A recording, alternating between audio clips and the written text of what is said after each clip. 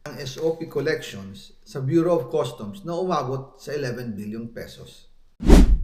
May 9 billion pesos collection mula sa sugar. Ang kita mula sa importasyon ng sibuyas na hawak naman ni Martin Araneta.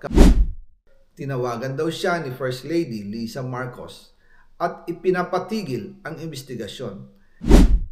Sa First Lady Lisa Marcos mismo ang may hawak sa mga rice importers. Dahil pala sa dami ng SOP at remittance na ipinapasa sa bawat transaksyon. Ang pinakamakapangyarihang pamilya pa mismo ang sangkot sa ganitong sistema.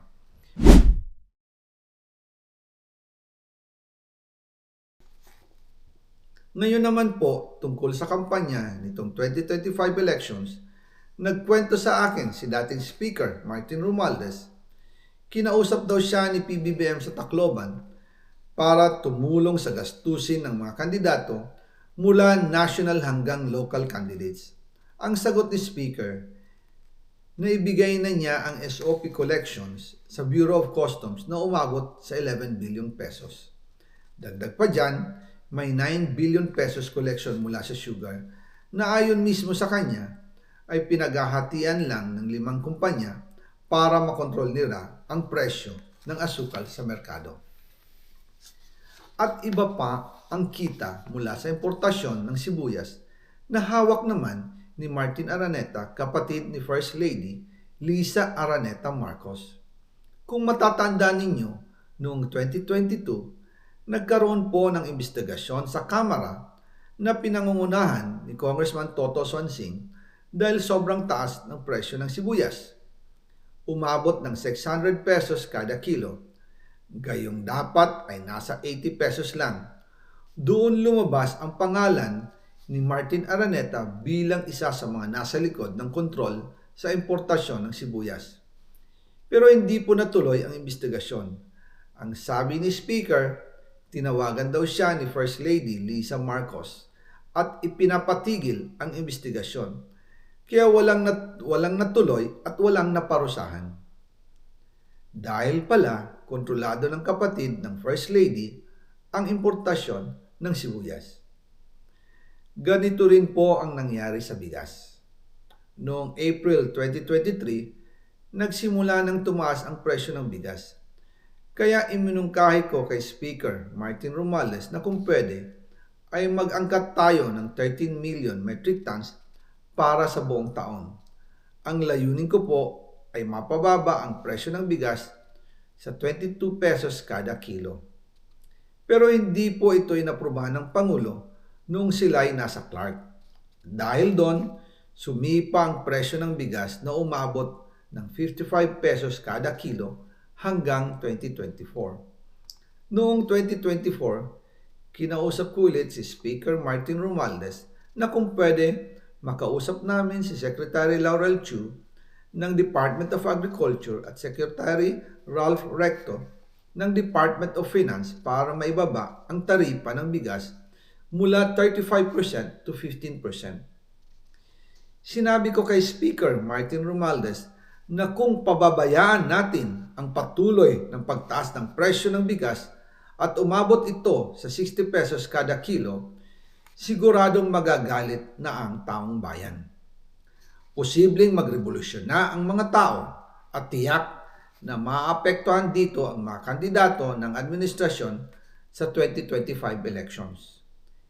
Isa sa mga patunay na hindi na masaya ang taong bayan ay ang pagbaba ng approval rating ng Pangulo noong panahon na iyon dahil sobrang taas na ang presyo ng bigas.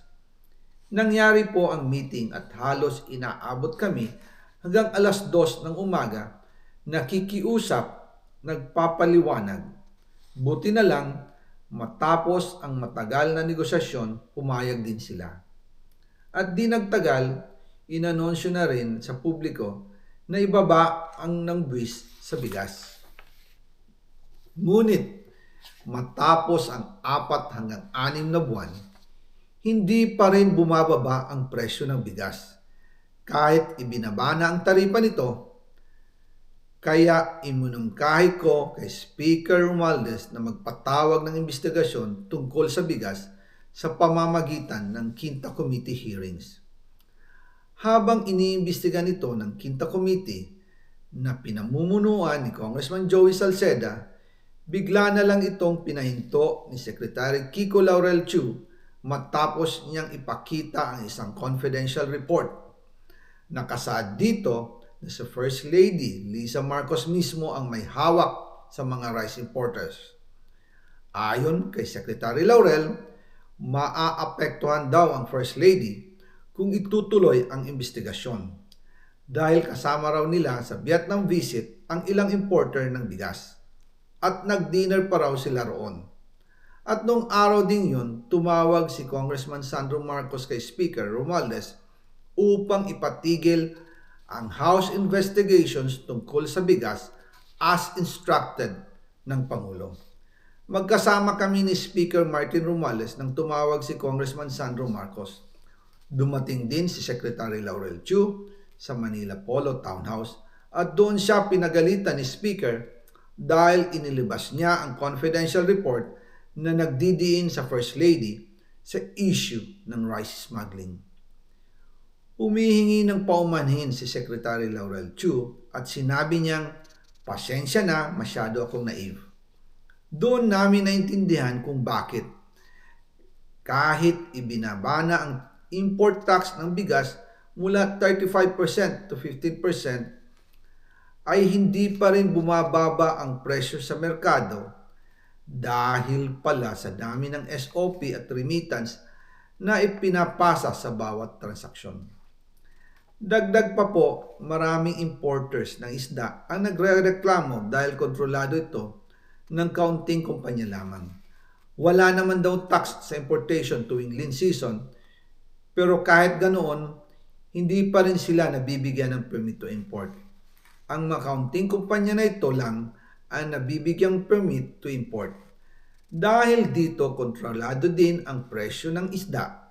At ito din ang dahilan kung bakit mataas ang presyo ng galunggong.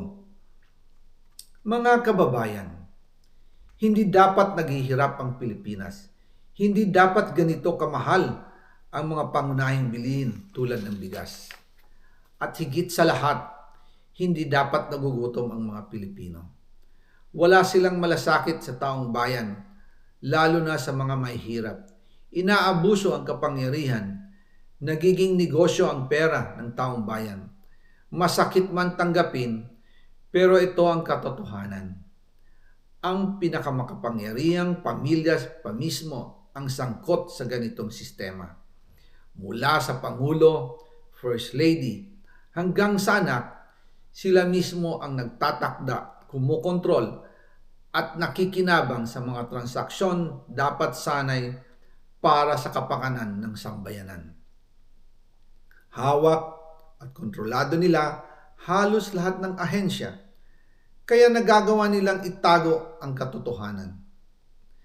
Sa mga susunod na araw, marami pa po akong isisiwalat. Maraming salamat sa inyong oras at patuloy na pag-unawa. Naway, magising tayo sa katotohanan at sama-sama nating hanapin ang hustisya para sa bayan. Diyos mabalos po sa Indogabos.